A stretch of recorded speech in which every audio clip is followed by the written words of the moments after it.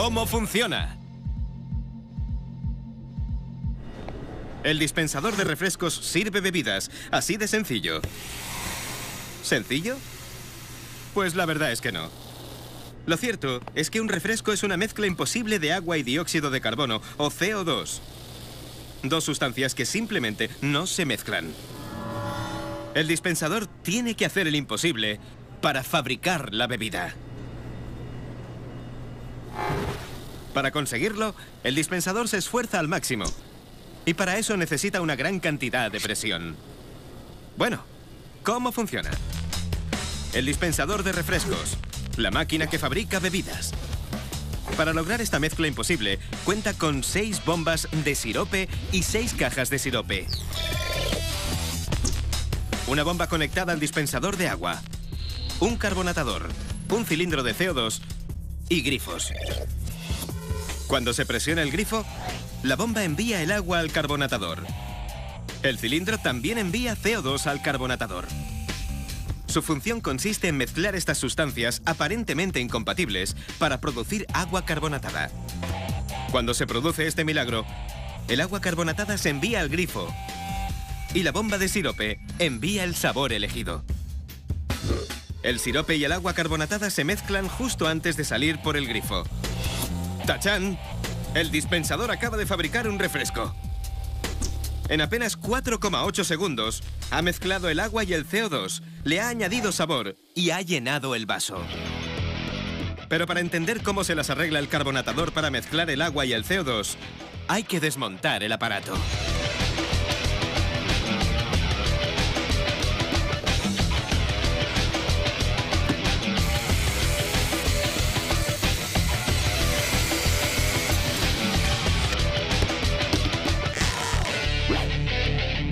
El carbonatador inyecta CO2 en el agua para obtener agua carbonatada. Pero el CO2 y el agua no están hechos el uno para el otro. La forma de sus moléculas evita que se establezcan lazos químicos. Mezclar los dos significa que el carbonatador debe forzar este paso. ¿Cómo? Aumentando la presión. La presión necesaria viene del cilindro de CO2 y de la bomba de agua. El cilindro envía el gas presurizado al carbonatador.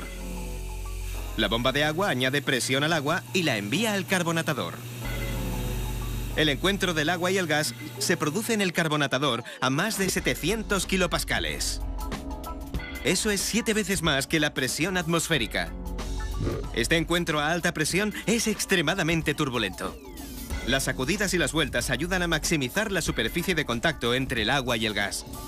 Estas condiciones extremas permiten que se produzca la mezcla aparentemente imposible entre el agua y el CO2.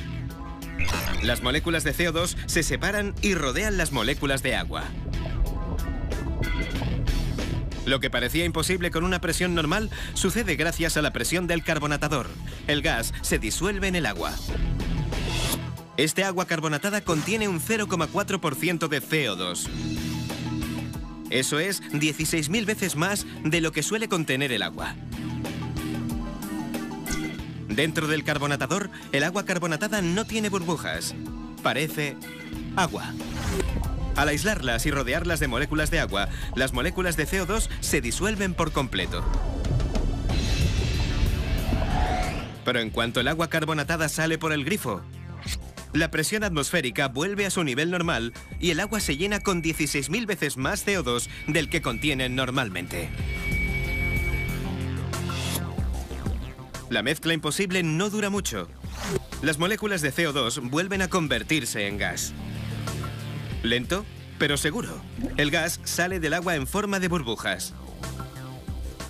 Las burbujas de los refrescos no son ni más ni menos que el CO2 atrapado en forma líquida y que ahora puede escapar volviendo a transformarse en gas.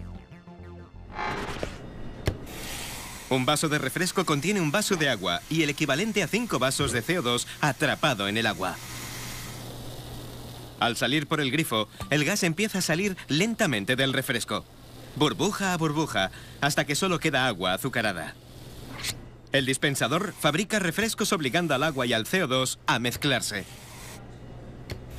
Y esta unión imposible solo puede llevarse a cabo bajo presión.